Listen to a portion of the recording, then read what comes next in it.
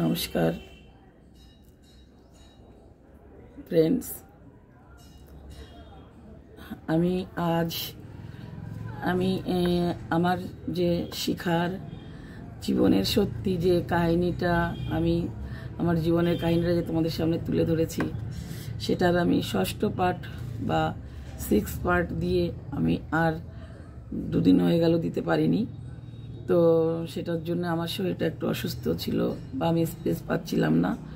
তবে আমি আজ মোটামুটি একটা জায়গা ম্যানেজ করে নিজেকে নিরালায় এনে আমি স্পেস দিতে চাই, মানে দিতে ইচ্ছুক বা আমি ভিডিও করছি। তো আমার সমস্ত বন্ধু, আমি যেহেতু আমার এই ভিডিওটা ইউটিউবে ছাড়ি আর ফেসবুকেও ছাড়ি, তাই আমার ইউটিউব পরিবার আর ফেসবুক পরিবার, আমার দুটো পরিবারকেই আমার অন্তর থেকে অনেক অনেক ভালোবাসা, আন্তরিকতা, শুভেচ্ছা। ভালো থাকবে এই কামনা করে আমি আমার সপ্তম পর্বের আগামী সময়তে ফিরে আসছি। তো আমি যেমন ক্লাস 4 ওই সময় পাশ করে গেলাম, মা তো সুস্থ হয়ে গেল, মা ভালো হয়ে গেল, মাকে আর অসুবিধা নেই, মা সুস্থ আছে।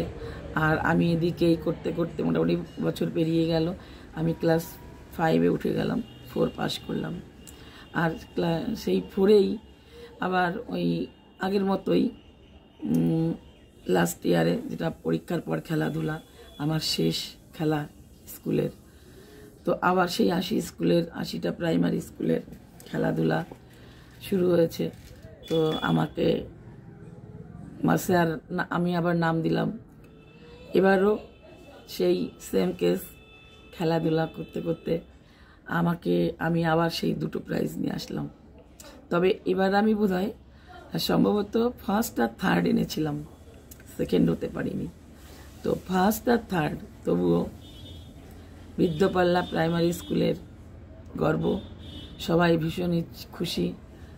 প্রাইজটা নিতে কি ভালো লাগে,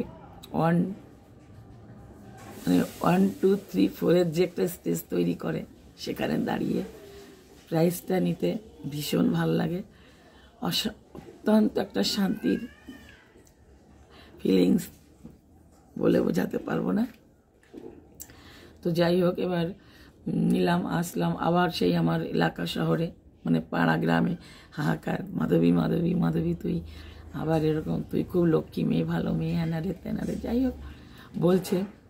সব গেল, এবার তো তুই চলে যাবে। তোমার মামা সুরেশ স্যারের, আমার 4টে স্যার ছিলেন প্রাইমারি স্কুলে, তো 4টে স্যারেরই মন খারাপ।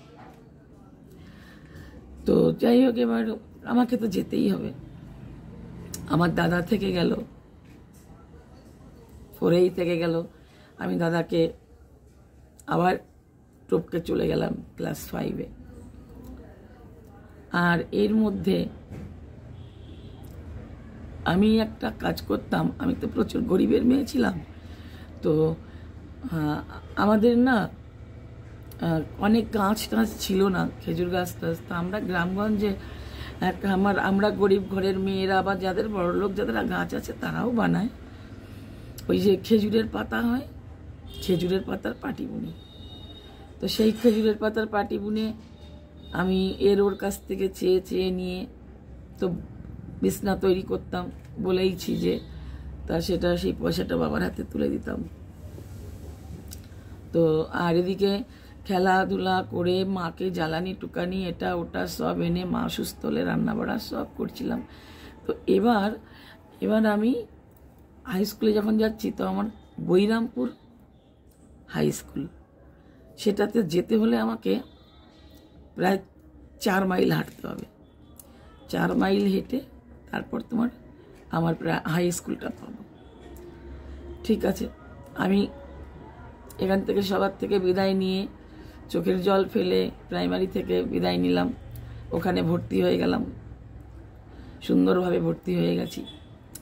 প্রথম ভর্তির রোল ছিল, তাতে আমার রোল নাম্বার এলোমেলো হয়েছে, 1 থেকে 10-এর মধ্যে থাকেনি, হয়তো 36, 35, 33, জানি না, আমার অতটা মনে নেই। ভর্তি ভর্তির রোল অনুযায়ী আমি একটা মোটামুটি ভর্তি হয়ে গেছি।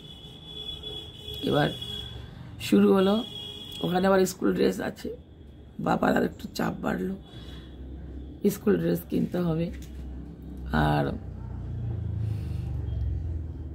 ঘরে গ্রামে তো ওই প্লাস্টিকের চটি ব্যবহার করতাম,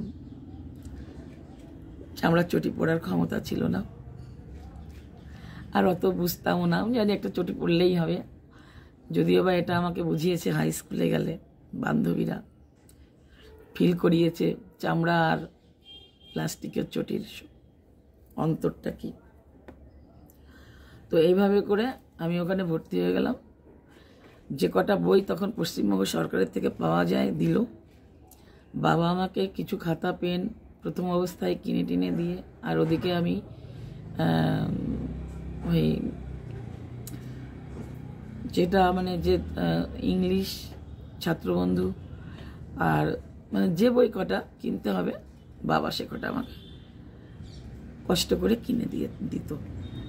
তা আমার বাবা খুব গর্বিত, আমি ফেল করিনি তো আর পাশ করে যাচ্ছি। তা আমার বাবার মুখ দিয়ে তখন একটা কথা বেরোলো যে আমার কুটি বলতো, আমার কুটি যতদিন পাশ করবে ফেল করবে না, আর ও যত দূর পড়তে চায় আমি তত দূর পড়াবো, তাতে আমার যতটাই কষ্ট হোক না কেন আমি পড়াবো।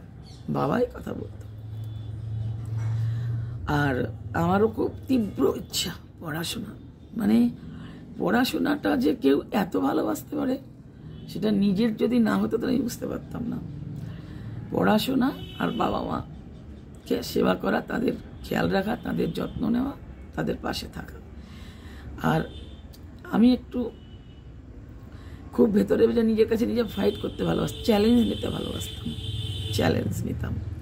ছোট্ট হলেও এটা করব তো করবই, করতেই হবে।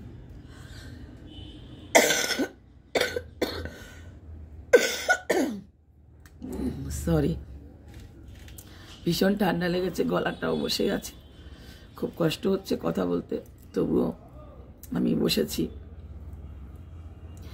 তো যাই হোক, এবার আমি খুবই একটু মানে চ্যালেঞ্জ নিতে ভালোবাসতাম, চ্যালেঞ্জও নিতাম। সেটা তো তোমরা সবাই বুঝতেই পারো, যেমন হাতের টিপ, খেলাধুলা, A to Z সব কিছু, লেখাপড়া, নিজের কাছে নিজে এই যে মানে নিজের পড়াশোনার জোগাড়, মানে হেল্প করে নেওয়া, নিজের থেকে নিজে খাতা কিছু কিনে টিনে গুলি বিক্রি করে, তো সেটা তো একটু বোঝোই। তো আমি ছোটোবেলা থেকে একটু চ্যালেঞ্জ নিতে ভালোবাসতাম, আর যত চ্যালেঞ্জ জানিয়েছি না কেন আমি সাকসেস হয়েছি। আর আমার বাবার এই কথা ছিল যে যদি আমার মেয়ে যতদিন পড়বে আমি পড়াবো। তো আমার বাবা হাই স্কুলে ওঠার পরে একটু বই খাতা, যে ছাত্রবন্ধুতে একটু দাম বেশি, আমাদের হিসাবে একটু দাম বেশি ছিল। তো আমার বাবা একটা বইয়ের দোকান পাল্লা হাটে, ওখানেই বইয়ের দোকান ছিল, একজন একদম বইয়ের দোকানের সাথে কথা বলে ওনার থেকে নেয়। বাবা কখনো পারলে ক্যাশ দিল, নইলে ইনস্টলমেন্টে এনে দেয়। গ্রামারটা, তারপরে তোমার ছাত্রবন্ধু, তারপরে যদি কোনো একটা দুটো কিছু থাকে সেটা আমাকে বাবা এনে দিত ইনস্টলমেন্টে। গেল, এবার আমার স্কুল চালু হয়ে গেল, আমি হাই স্কুলে যাওয়া শুরু করলাম। খুব ভালো লাগছে, নিচে ব্লু কালার, সবুজ কালার, ওপরে হোয়াইট দিয়ে স্কুল ড্রেস। তো শুরু করলাম যাওয়া আসা।